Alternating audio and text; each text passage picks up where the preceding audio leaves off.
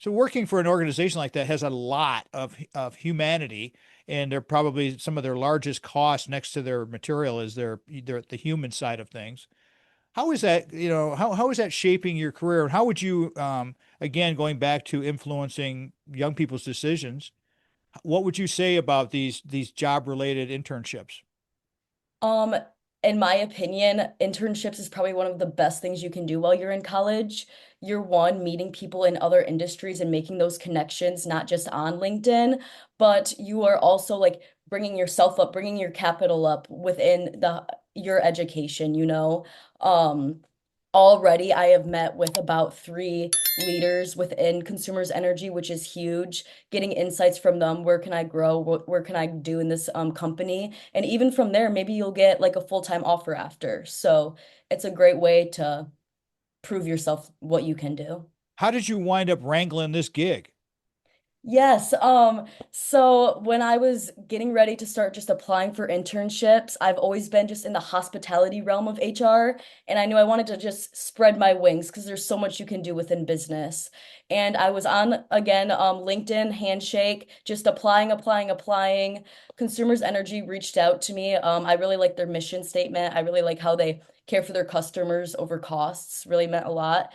And did the interview, and it was just up from there. How did that all come to be with you becoming such a phenomenal spin instructor? Yes, so before coming to Michigan State, I didn't even know indoor cycling was an option. I didn't know it was a workout, I didn't know it was a thing. And I've been working out before then for like 3, 4 years. So coming to Michigan State, I went to my first cycle class. I was like, why not try it out? It kicked my butt, and Was I that was Tom like, Mitchell's class? I cannot remember, honestly. I do not think so, though. Okay. I do Because not think because we so. know we both know Tom Mitchell, who just retired from Michigan State. He was the first spin instructor. Sorry to interrupt you, but I know for sure you've taken his class. Yes, killer. Yeah. Anyways, go He's ahead. Continue. amazing. Um, but I walked into my first cycle class, kicked my butt, left it, and I was like, wow, this is amazing. And just from there, I just fell in love with it. So I was just thinking to myself, like, how can I bring my passion and teach others? You know, how can I make it into a job, you know? Like, so I got in contact with Bianca, our manager, and again, it was just positive from there. Again, falling just strictly in love with cycling from the music to my cycling people that come every week and making those connections and community. It's absolutely incredible. So it doesn't even feel like a job at this point. You know, it's my passion. It's what I love, bringing wellness to students and everyone else too on campus. And it's the most best thing I can honestly say that I've done on this How campus. long did it take for you to become certified? Yeah, so I did get fully certified last summer. Michigan State did host an event for us and everything, and it was a full day event. So I mean it was an 8, 9 hour event. Yeah, it was a long But one. yeah, it was a long day, but definitely worth it. Dr. Bianca Guess. She's amazing, and she's leading a crew of young people over there that's just, and she's young herself. She puts a lot of energy into you guys, and now that you have the new rec center, talk a little bit about that. Your new cycling room and the rec center that we have now open at Michigan State, taking the place of our old home stomping grounds. Kind of sad, but on the other hand, really glad. Yes. So leaving I am West, it was sad, but there's more things to come, better things coming up and going into the rec center and seeing everything they've done. There's not one thing I can think that would need a change. Absolutely beautiful from downstairs to the locker rooms to the cycle room. I mean, in the cycle room we have about 50 bikes. We will have TVs and everything in there, better stereos, better mic setup and everything as well. But and new bikes as well there. So very excited to bring that to the participants, bringing a new vibe, and it's going to be great. So, how would you like people to connect with you? Would you be available for speaking engagements, any of that kind of stuff? Please take it. Go ahead and share your info. Yes, I would love for either incoming students or current students or honestly anybody to reach out to me.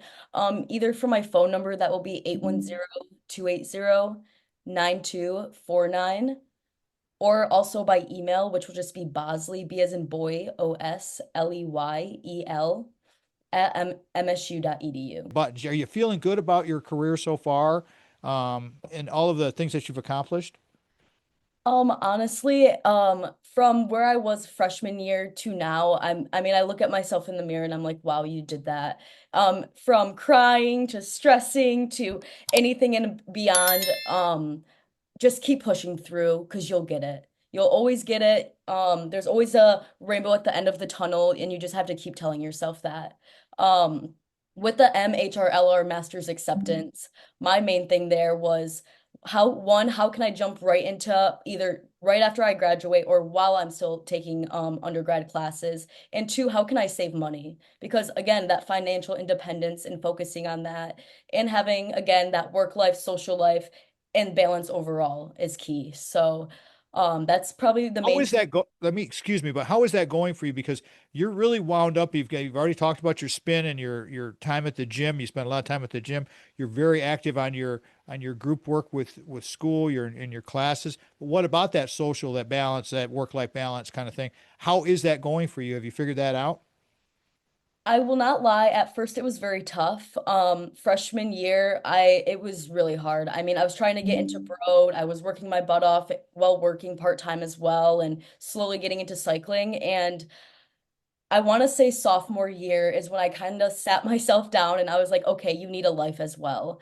And again, that's when I whipped out my calendar and any time you can find, even if it's just for an hour and hanging out with friends, just to give yourself a mental break, like you need that social life, you need that mental break to give yourself an overall break. You did that. You did that. The calendar. Do you give yourself a pat on the back for all the small wins you have when you look at your calendar and you say, "Wow, that was a busy week." I will not lie, there, especially during the semester and cycling's full force and everything, there's days where from 6 a.m. to like 10, 11 p.m., it's go, go, go, go. And then again, like you said, you look back at that and you're seeing yourself and you're like, wow, I did this. I accomplished that and I can do it again next week. What did you mean by that when you were saying that in your notes? You're saying there's a takeaway for Spartans and you wanted to talk about that. What is that? Yes, I think being a Spartan is about finding your community. So that can be finding your niche or just even planning ahead. So again, like talking to advisors early within your college, looking into those shared master programs within your college. And again, don't be afraid to aim higher as always. So as a freshman, I was in the residential business community. So that's huge. Again, connecting with other business What year were you then? students. Freshman year.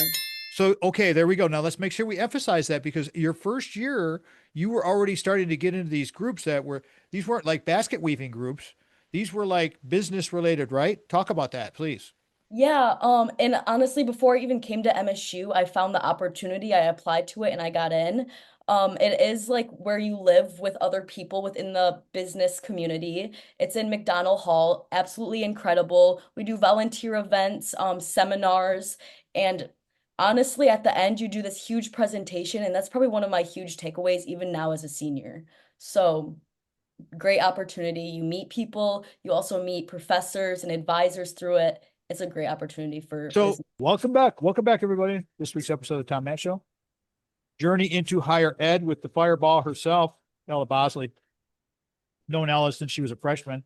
Now she's a senior, and she's in a dual role over there at the business college at Broad, hospitality and human. Is it hospitality and human resources, or is it just human resources Human resources and then labor relations for the and labor master. relations? Yeah. Okay, so human resources, labor relations, good major, really solid.